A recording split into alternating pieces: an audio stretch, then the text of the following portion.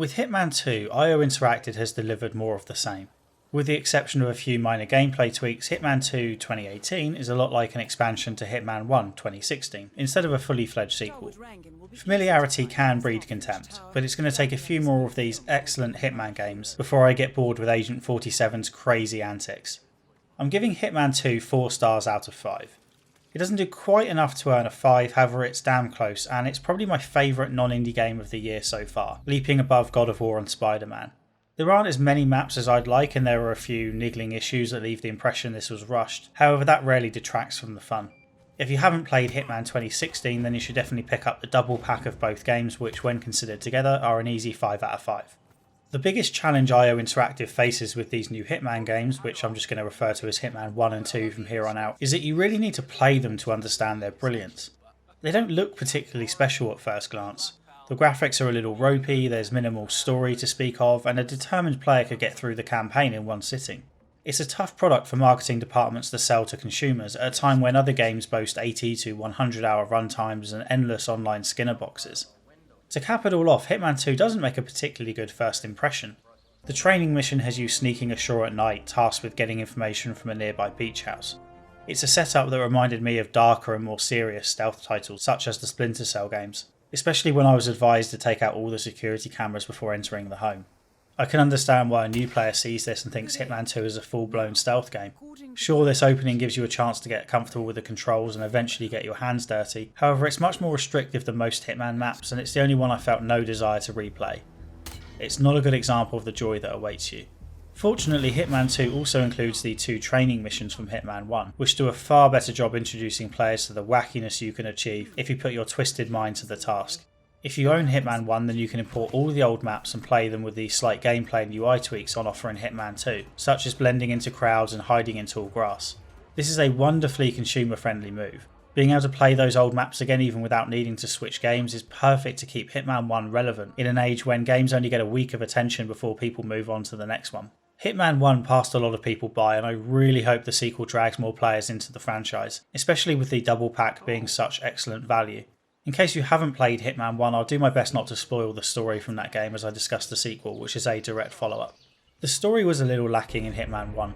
There was a nice twist at the end that got me interested, however before that point it was just a bunch of random excuses to go and kill strangers.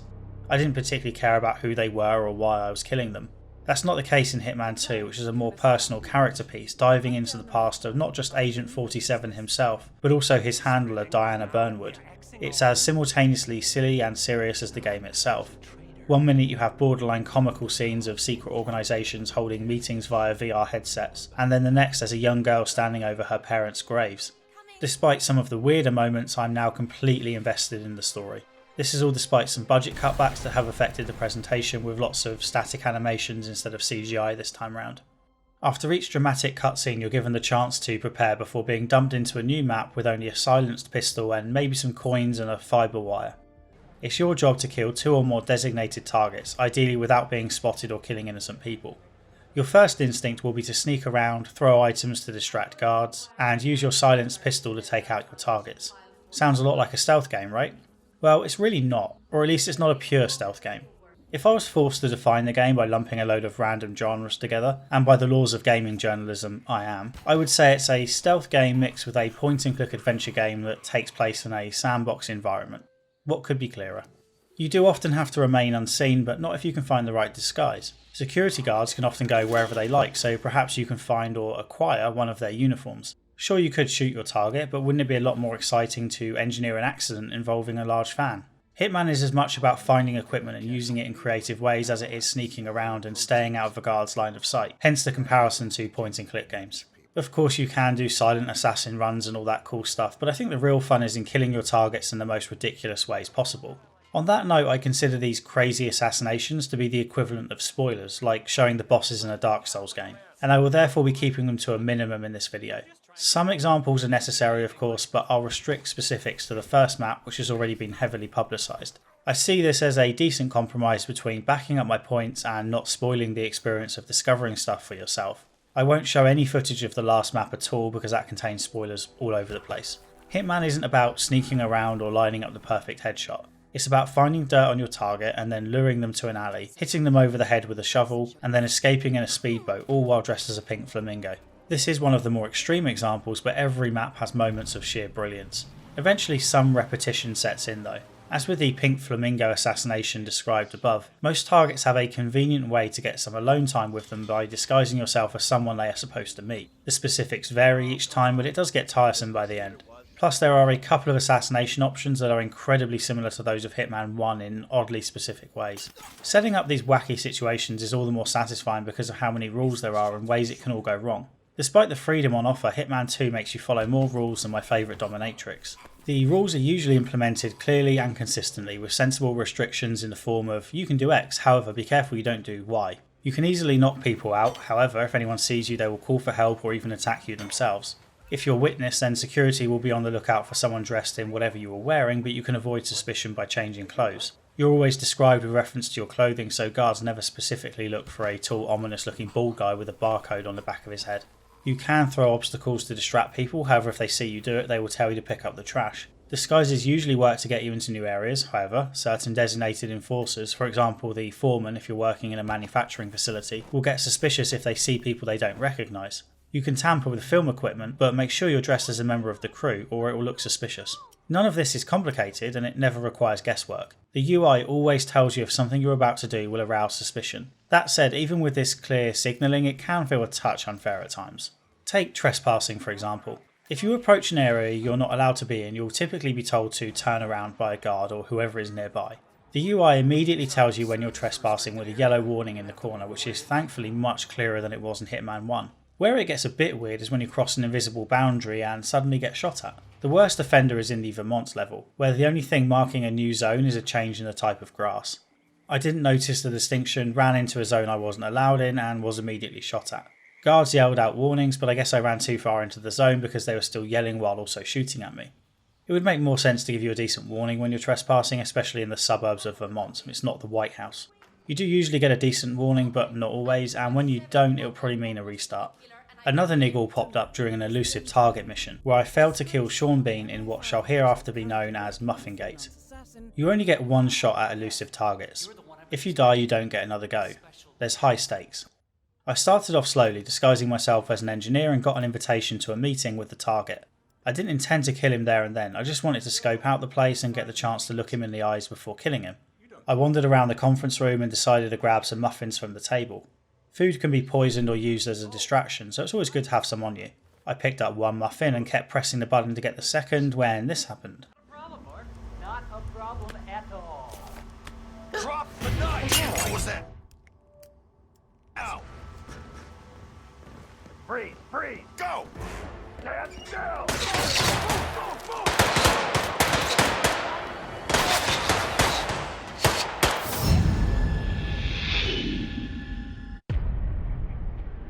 To be very clear, this was all my fault. I assumed the second muffin was close enough to grab, but it wasn't, and the UI defaulted to the nearby knife. The knife was marked with a red exclamation point, which under the rules tells you that picking it up in front of people will be seen as a suspicious act. The rules were enforced as written, and I had been careless. However, sometimes it's better to take a more holistic view of the rules. Was picking up a knife that had been placed on the table of a conference room really that big a deal? I could have just been going to cut the muffin in half to share it with the lady next to me. It would have been a bit more sensible to just ask me to drop it. Anyway, Muffingate was fairly amusing, but it's a shame it happened during a mission I could only attempt once. These elusive targets are also only available for a limited time, so if you haven't already done it, you've missed it. There will be more though, and I wouldn't be surprised if IO brings them back at some point. I have mixed feelings about this restricted content. It's a great reward for early purchasers, however the idea of content disappearing entirely really bugs me from a game preservation standpoint. And come on, it's Sean Bean. You don't restrict people's time spent with Sean Bean. Speaking of game preservation, it's a shame IO Interactive still strong arms you into playing online.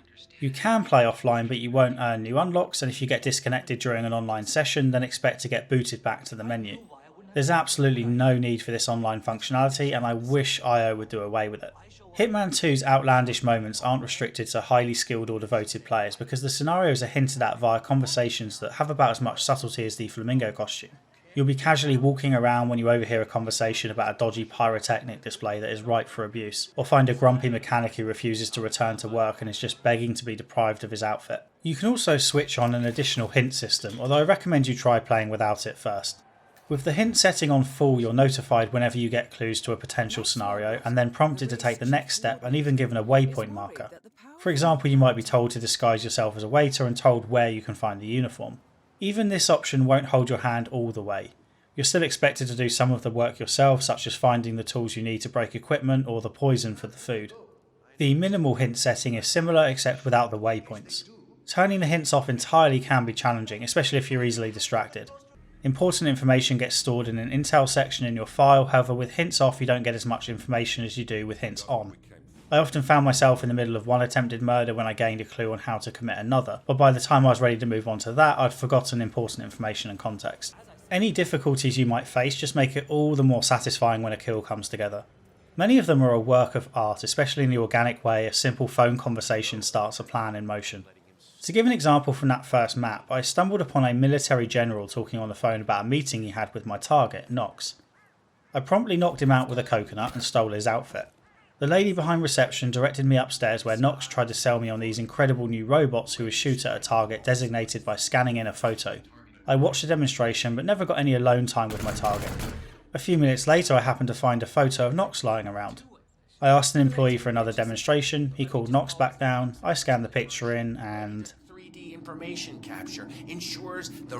Jesus. Robert Knox. Aw, shit. Robert Knox down. Now for the heir to the Kronstadt Empire. I walked away and no one was any the wiser. You can certainly be more haphazard if you like. This same mission ended with me dressed as a mascot, dropping a duck-shaped explosive on the red carpet, detonating it when my target took a closer look, and then leaving via the speedboat. I pretty much always leave this level via the speedboat, I mean, why wouldn't you? There are so many different ways to kill your target that it can get a little overwhelming at times, especially on your first attempt at a new map. A minute never passes without you picking up a new clue or thinking of something to try out, and it can be a little distracting. Blowing up the podium sounds like fun, but well, perhaps I could make the car crash first. A lot of information comes your way, but try not to worry about it. You're supposed to play these maps more than once. It's not a one and done game. In fact, after completing a map, the default option is to replay it to try and complete other story missions which reveal more information about your targets. You also unlock new items and costumes, plus the ability to smuggle in gear and start at new locations. Hitman 1 was sold episodically, and while that decision presumably hurt sales, it was a great fit for the challenge-based nature of these maps. They're huge. You're supposed to play them again and again. You almost certainly won't see all these maps have to offer in just one playthrough, even if you spend nearly 2 hours in them as I tended to on a first run. The sheer scale of the maps makes up for the relatively small number of them. There are only 5 main maps this time around instead of the 6 in Hitman 1. I'm not counting the small introductory map, and even if I did, Hitman 1 had 2 of those, so it would just be 6 maps compared to 8. Overall, the quality of the maps is probably higher on average. There were 2 maps in Hitman 1, Marrakesh and Colorado, that I didn't particularly enjoy. But Hitman 2 doesn't have any duds. To make up for there being one less map, there are 2 new modes. Sniper Assassin and Ghost Mode. Both have the potential to be a core part of the Hitman experience, however as things stand they won't keep you entertained for long. Silent Assassin sees you assigned the task of killing 3 targets and their guards with a sniper rifle from a fixed position. You need to look for ways to do this undetected and keep the bodies out of sight. You want to time it so the body falls into water or off a roof or through a window. It's undoubtedly good fun, however there's only one map at the moment. More have been promised with future DLC, however I assume this is an additional charge. You can play Sniper Assassin in co-op and time your shots to take out multiple targets at once. However, given the careful communication required, I don't particularly want to play this with randoms. Ghost Mode is entirely multiplayer. You play on the same map as another person but not in the same instance, so you can't interact with each other and changes you make to your map won't affect theirs and vice versa, with the exception of a few loot drops which are first come first served. You are both assigned the same target to kill as quickly as possible. If you kill the target without being noticed then you get a point and your opponent will only have 20 seconds to finish off their target before a new one is assigned. First to 5 wins. I had a great time on my first go.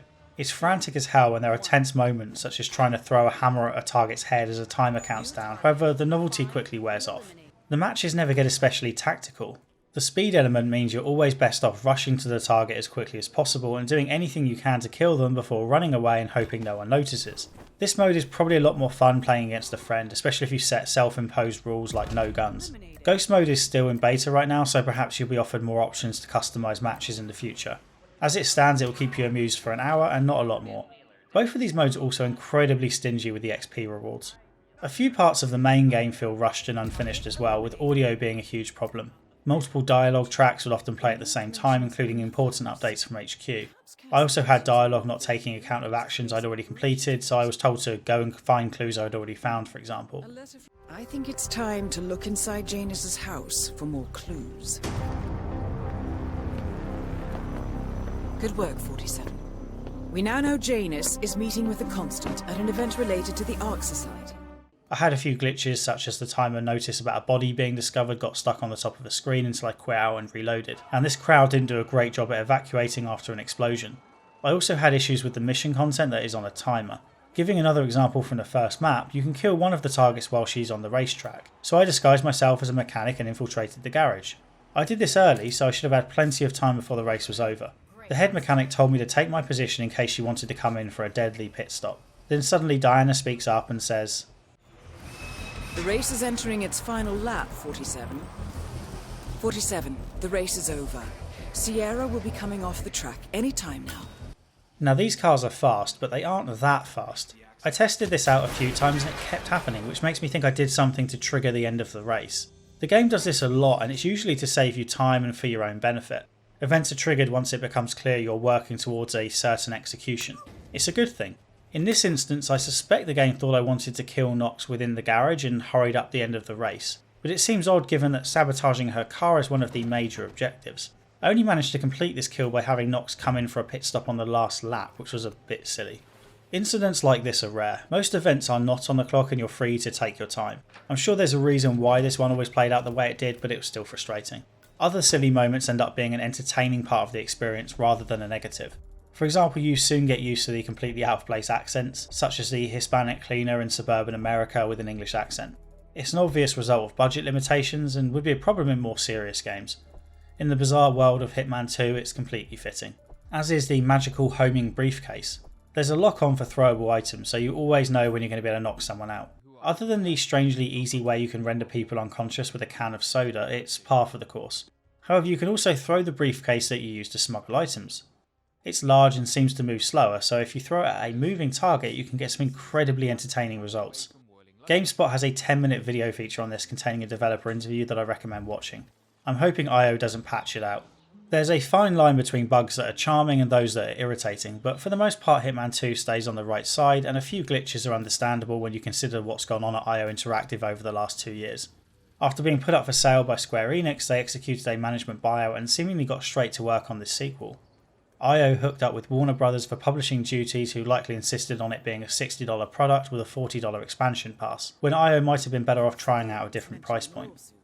Hitman 2 has already gone on sale for $30, so a lower price from the start might have been a good idea. While I don't necessarily agree, I understand why people would look at Hitman 2 and compare it to games like Red Dead Redemption 2 and see the former as poor value. Red Dead Redemption 2 is an 80-hour game with a full online mode and a level of presentation that is, frankly, leagues above that of Hitman 2. It's not a favourable comparison. I'd have liked a $40 price with the option to pay $60 for Hitman 2 with all the Hitman 1 content. You'd then be looking at 2 games for the price of one, and I reckon that would draw a lot of people in. The $40 expansion pass is also looking a little pricey. None of this means I personally regret paying $60 for Hitman 2. I'm writing this review a few weeks after Hitman 2's release, and it already looks like the sequel will suffer the same fate as the original. It's a shame because I had an absolutely fantastic time with Hitman 2, and will certainly dip back in every time there's a new elusive target available. I'm not sure Hitman 2 qualifies as a AAA title, so instead I'll say that Hitman 2 is my favourite $60 game of the year. If you haven't already played Hitman 1, then I highly encourage you to pick up the 2-game package because the 2 combined are easily worth 5 stars. Okay, I hope you've enjoyed this review. If you did, consider leaving a like, sharing the video and subscribing to the channel if you haven't already. I also have a Discord and Twitter account if you'd like to chat. For the especially generous among you, I have a Patreon where you can get your name in the credits and a Patreon role in the Discord server for $1 a month. No content is restricted to patrons, so only do it if you'd like to support future content on the channel. In case you missed the channel update in a previous video, December is going to be a month full of video reviews, mainly for indies or games that might otherwise be flying under the radar. The next video will be a review of Guacamelee 2 for the Switch, followed by Time Spinner and a couple of others before Christmas. My regular droning and unnecessarily long videos will be back in January. Until next time, cheers.